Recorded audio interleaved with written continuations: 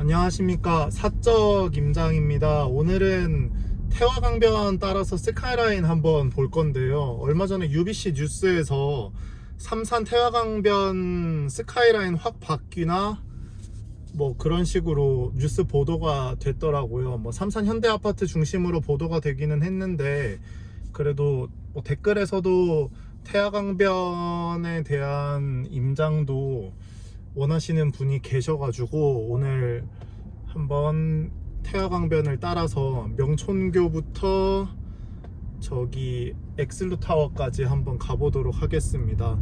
지금 명촌교 북측에서 우회전해서 평창 리비에이를 끼고 한번 가볼 건데요.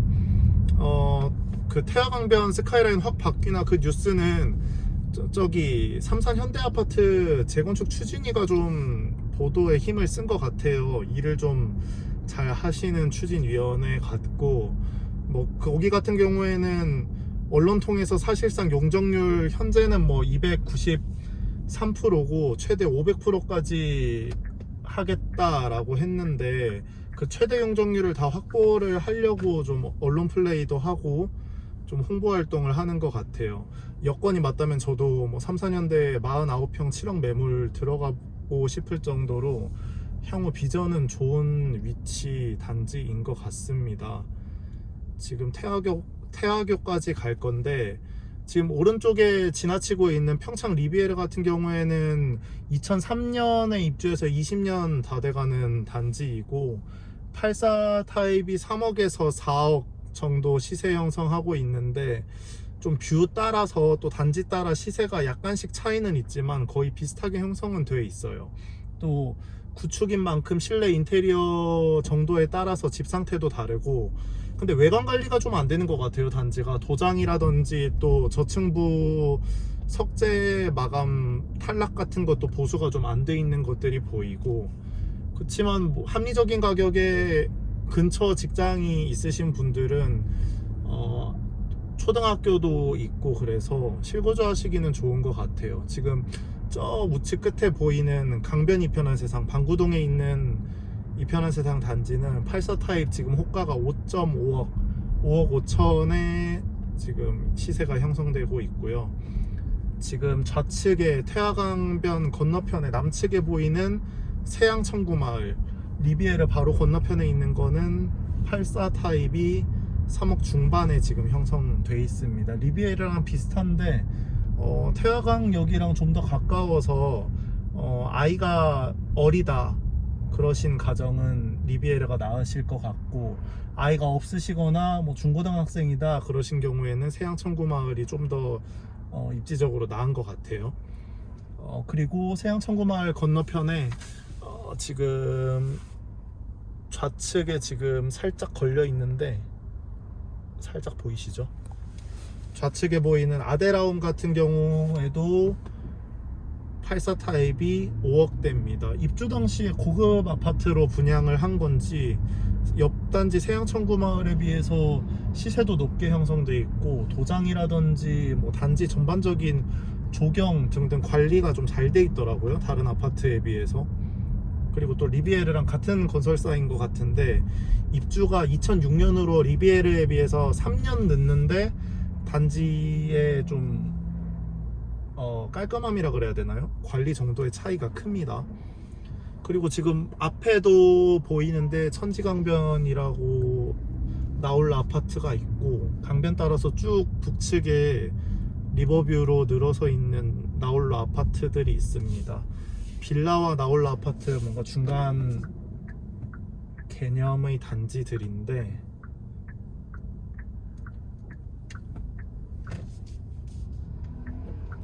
주변 환경이, 제가 뭐 강변 산책하다가 저쪽으로 한번 저쪽 블럭으로 들어가 봤는데 아이들 키우기에는 좋지는 않아 보이고, 근데 향후에 이제 태화강변 따라서 리버뷰로 블록 단위로 재개발을 할 경우에 저 단지, 저 아파트들이 통으로 보상되고 들어가게 된다면은 뭐 개발 가능성도 있는데, 그건 태화강변의 남측의 빈 땅들, 북측의 빈 땅들 다 재개발이 되고 나서의 일이라서 사실 기약은 할 수 없을 것 같아요. 서울의 성수동도 저런 아파트들이, 성수동에 강변에 우방 아파트인가요? 우방 아파트랑 또 다른 저런 나홀라 아파트가 있었던 것 같은데, 그것들도 예전에 비해서 시세가 6, 7배는 오른 것 같아요. 근데 이런 것들 같은 경우에는 울산 같은 데는 서울만큼 고밀 고속 개발이 안 될 거기 때문에 투자적인 가치는 사실 크게 없을 것 같습니다. 이제 좌측에 남측에 삼산 현대 아파트가 보이네요.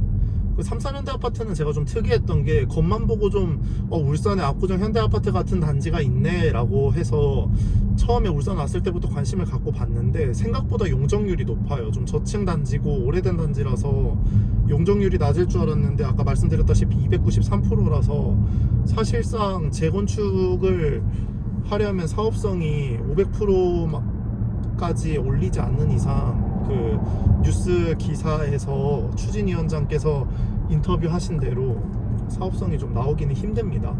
기존 용적률 가지고는. 그래서 500% 용적률을 다 찾는 거에 좀 목적을 크게 두시는 것 같고요.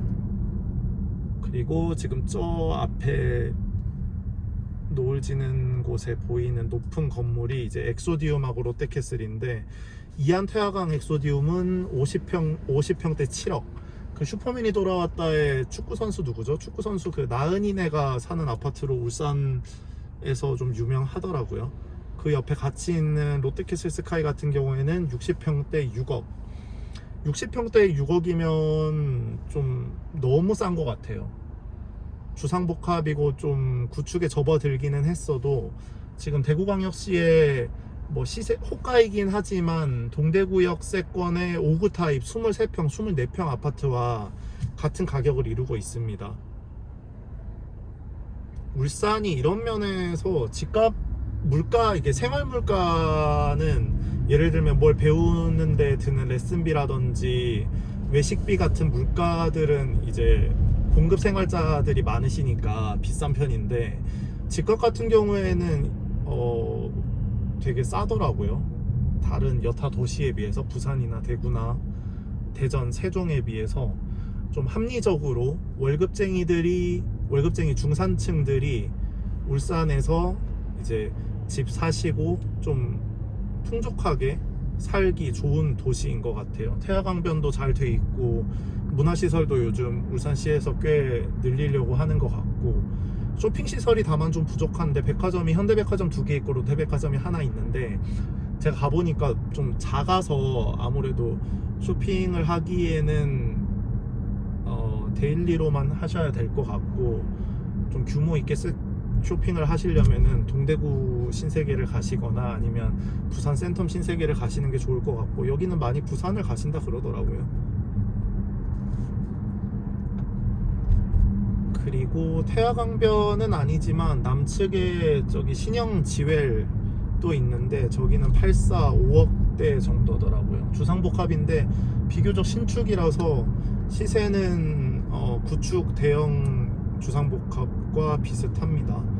나중에 뭐 태화강변 뿐만 아니라 태화강변하고 번영로가 이렇게 T자 형태로 있는데, 이 T자 형태가 주상복합 스카이라인을 형성하지 않을까 싶습니다. 번영로 얼마 전에 소개해드렸던 푸르지오도 뭐 여기와는 좀 떨어져 있지만 있고, 태화강변에도 계속 지금 아파트들을 짓고 있기 때문에 한 10년에서 15년 정도 있으면은 태화강변과 번영로의 스카이라인이 좀 달라질 수 있을 것 같아요. 그리고 건너편에 지금 보이는 게 강변 센트럴 하이츠인데, 이름이 이제 중앙하이츠, 중앙이 안 들어가서 이거는 빌라인가 이러고 처음에 지도에서 봤을 때 보니까 이제 중앙하이츠인데 강변 센트럴 그 앞에 네임을 붙였더라고요. 84 타입이 7억 5천입니다. 호가가.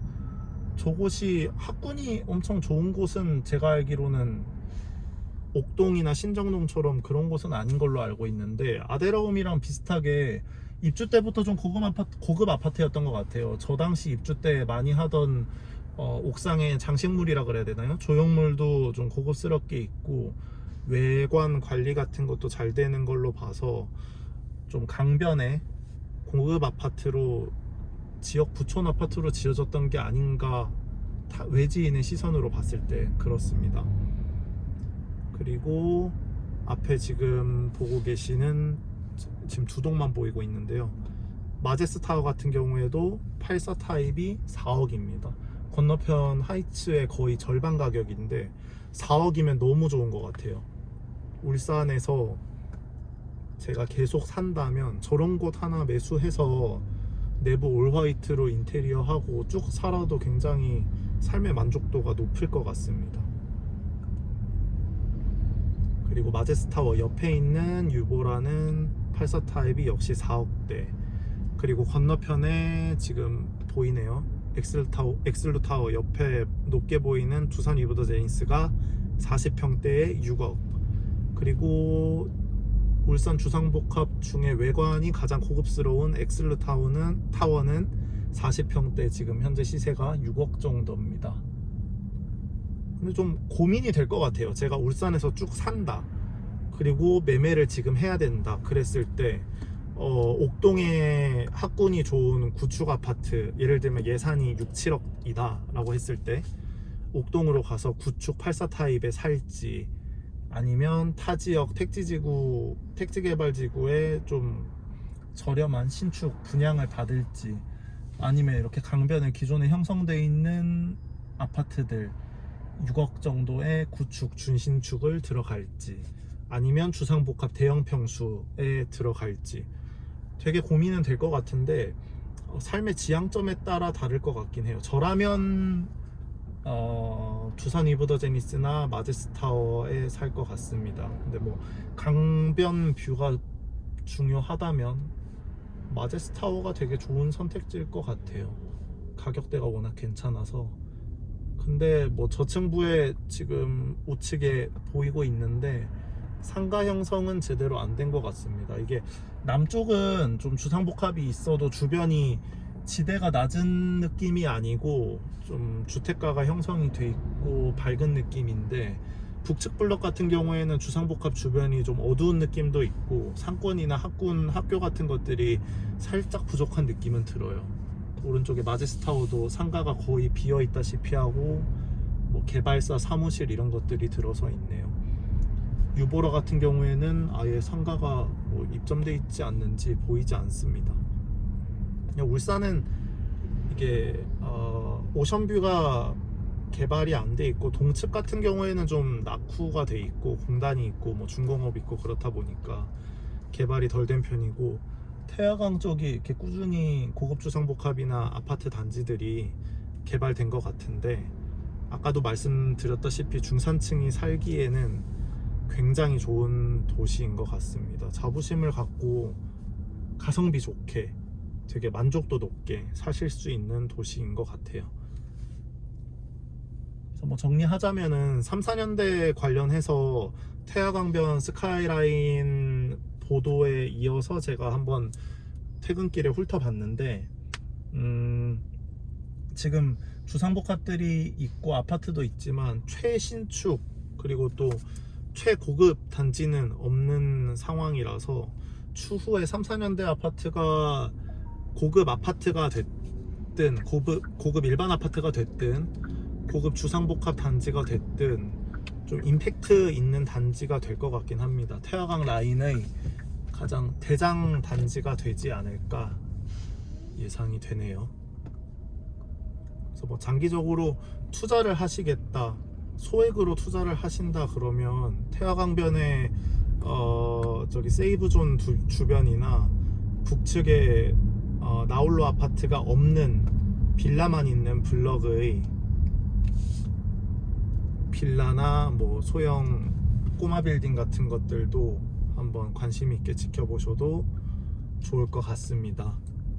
오늘 임장이라 해야 될까요? 오늘 한번 태화강변을 쭉 훑어봤는데 도움이 되셨으면 좋겠고, 또 다음 영상에서 찾아뵙도록 하겠습니다.